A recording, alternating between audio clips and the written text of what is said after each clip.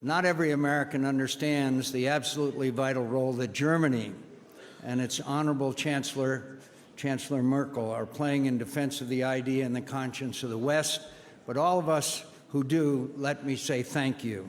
My friends, in the 4 decades I have attended this conference, I cannot recall a year where its purpose was more necessary or more important than this panel is going to ask us to consider whether the West will survive.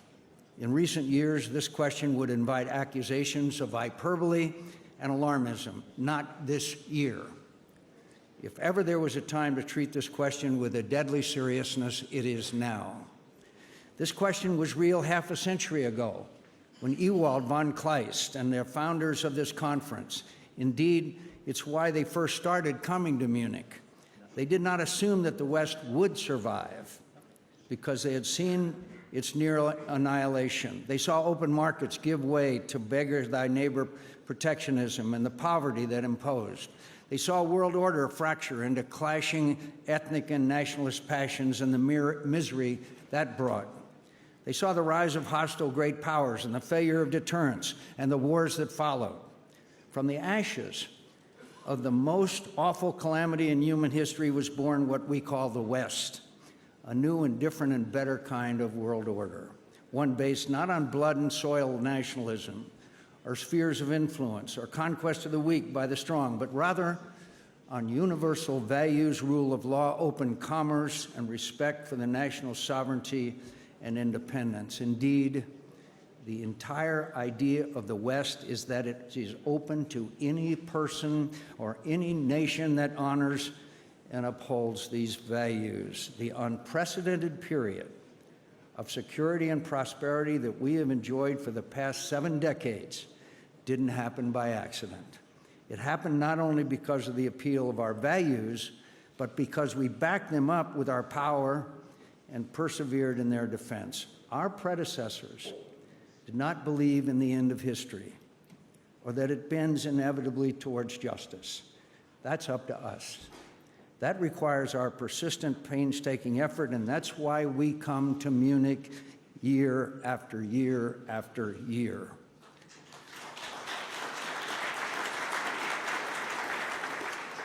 What would von Kleist's generation say if they saw our world today? I fear that much about it would be all too familiar for them, and they would be alarmed by it. They would be alarmed by an increasing turn away from universal values and toward old ties of blood and race and sectarianism. They would be alarmed by the hardening resentment we see towards immigrants and refugees and minority groups, especially Muslims.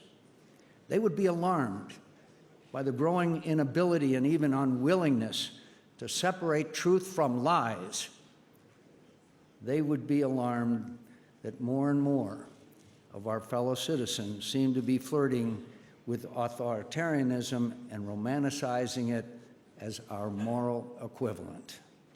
But what would alarm them most, I think, is a sense that many of our peoples, including in my own country, are giving up on the West, that they see it as a bad deal that we may be better off without, and that while Western nations still have the power to maintain our world order, it's unclear whether we have the will. All of us must accept our share of blame for this turn of events. We grew complacent. We made mistakes. At times we tried to do too much, and at others we failed to do enough. We lost touch with many of our people. We've been too slow to recognize and respond to their hardships. We need to face up to these realities, but this does not mean losing hope and retreating. That we must not do. I know there is profound concern across Europe and the world that America is laying down the mantle of global leadership. I can only speak for myself, but I do not believe that that is the message you will hear from all of the American leaders who cared enough to travel here to Munich this weekend. That's not the message you heard today from Secretary of Defense Jim Mattis. That's not the message you will hear from Vice President Mike Pence. That's not the message you will hear from Secretary of Homeland Security John Kelly. And that is certainly not the message you will hear tomorrow from from our bipartisan congressional delegation. Make no mistake, my friends, these are dangerous times, but you should not count America out. And we should not...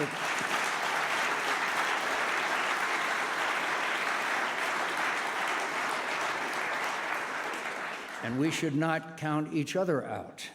We must be prudent, but we cannot wring our hands and wallow in self-doubt. We must appreciate the limits of our power, but we cannot allow ourselves to question the rightness and goodness of the West. We must understand and learn from our mistakes, but we cannot be paralyzed by fear. We cannot give up on ourselves and on each other. That is the definition of decadence. And that's how world orders really do decline and fail.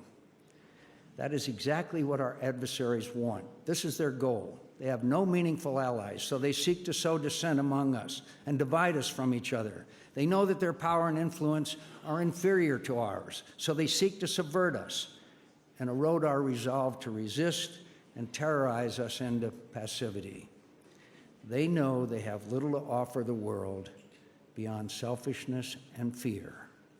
So they seek to undermine our confidence in ourselves and our belief in our own values. We must take our own side in this fight. We must be vigilant. We must persevere. And through it all, we must never, never cease to believe in the moral superiority of our own values, that we stand for truth against falsehood, freedom against tyranny, right against injustice, hope against despair, and that even though we will inevitably take losses and suffer setbacks through it all, as long as people of goodwill and courage refuse to lose faith in the West, it will endure. That's why we come to Munich. That's why we come to Munich, year in and year out, to revitalize our common moral purpose, our belief that our values are worth the fighting for. Because in the final analysis, the survival of the West is not just a material struggle. It is now, and has always been, a moral struggle. Now more than ever, we must not forget this. During one of the darkest days of the early Cold War, the great American novelist William Faulkner delivered a short speech in Stockholm upon receiving the Nobel Prize for Literature. "I decline to accept the end of man," Faulkner said.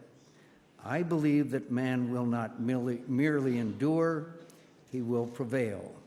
He is immortal, not because he alone among creatures has an inexhaustible voice, but because he has a soul, a spirit capable of compassion and sacrifice and endurance. Even now, when the temptation to despair is greatest, I refuse to accept the end of the West. I refuse to accept the demise of our world order. I refuse to accept that our greatest triumphs cannot once again spring from our moments of greatest peril as they have so many times before. I refuse to accept that our values are morally equivalent to those of our adversaries. I am a proud, unapologetic believer in the West. I believe we must always, always stand up for it, for if we do not, who will? Thank you.